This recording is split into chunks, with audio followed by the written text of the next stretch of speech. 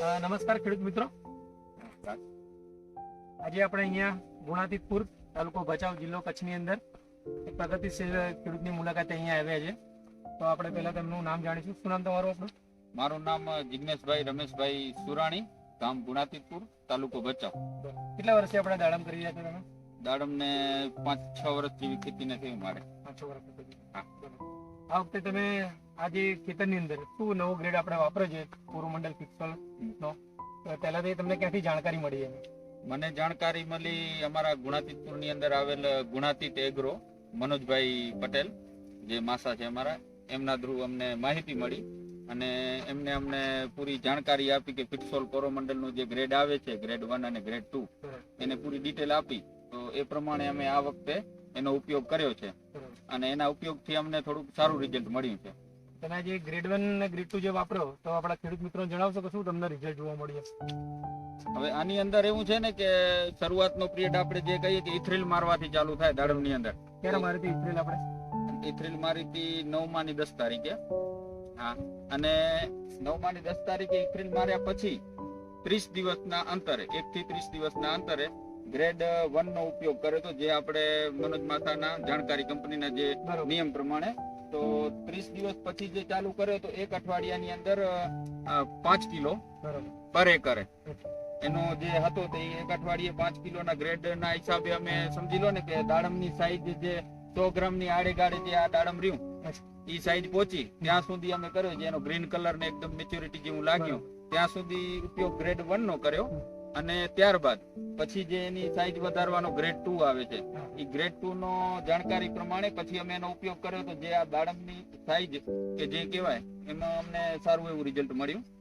હવે અને આની અંદર એક વસ્તુ અમને ખાસ એ જોવા મળી કે કોરોમંડલ નું ફિટસોલ જે વાપર્યું તો એની અંદર બીજું કોઈ અન્ય વોટર સોલેબલ નો કોઈ ઉપયોગ કરવો નથી. તમને બહુ સારું લાગ્યું? હા, એ અમને થોડુંક સારું લાગ્યું. જેવી રીતે પછી હવે એની અંદર એવું છે ને કે પાછળનો ગ્રેડ 2 છે એ પણ આપણે અઠવાડિયે 5 થી 6 કિલોનું પ્રમાણ જે હતું એ જમીનના હિસાબે એ પ્રમાણે જ અમે ઉપયોગ કર્યો જ્યાં સુધી ફાલ આપણો તૈયાર થયો ત્યાં સુધીનો હોય. એની વચ્ચે એક આપણે ખાલી માઇક્રોનું આપણે બોરોન અને કેલ્શિયમ એ બે નો ઉપયોગ કરવો પડે છે. અને એના સિવાય કે મને આ વખતે થોડોક વધારે સારું એ લાગ્યું કે દાડમની જે સાઈઝ કહેવાય અને ફાટવાનો, મેન તો ખેડૂતોનો પ્રશ્ન આવે ફાટવાનો, તો ફાટવામાં થોડોક રાહત મળી. જેમ કહેવાય કે એકદમ ચમત્કાર ન કહેવાય પણ થોડીક રાહત મળી.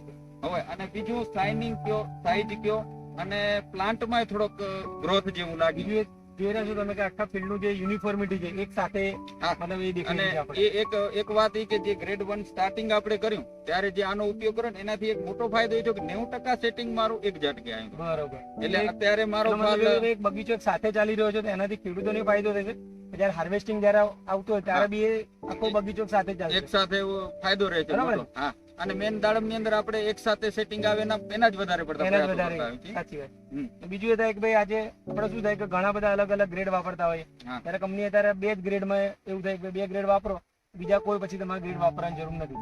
તો શું તમે બીજા આપણે ખેડૂત મિત્રોને ભલામણ કરશો ને આ ગ્રેડ વાપર્યા પછી? હા, આની અંદર જે ગ્રેડ 1 રહ્યો એ ગ્રેડ 1 રહ્યો એ સેટિંગ માટેનું કામ કરે છે. અને ગ્રેડ 2 છે એની અંદર લગભગ બધું આવી જાય છે. એક બોરોન અને કેલ્શિયમ ની જરૂર. હા, 2 વસ્તુની જરૂર પડે રહી, જેથી આપણે શું અલગ અલગ કંપનીના અલગ અલગ ખાતર ગોતવા નથી પડતા કે કોઈ વસ્તુ રહી ગઈ કે એના લીધે ઉણપ આવે. આનાથી ઈ મોટો એક ફાયદો રહે છે અને આપણે આ વખતે રિઝલ્ટ પણ દેખાયું છે. Thank you.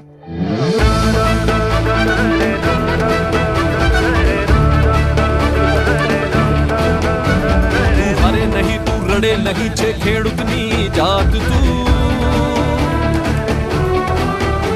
કર સામનો તું સંકટનો છે વાઘની ઓલાદ તું. તું હારે નહીં તું રડે નહીં છે ખેડૂતની જાત તું, કર સામનો તું સંકટનો છે વાઘની ઓલાદ તું. સપનાની ડરને માટીમાં તું આગળ વધતો રહે હવે, લલકારી દે સંકટ સમયને કમર કસીને ચાલ હવે. સપનાની ડરને માટીમાં તું આગળ વધતો રહે હવે, લલકારી દે સંકટ સમયને કમર કસીને ચાલ હવે. પડકારોહણું બનાવી અત્તર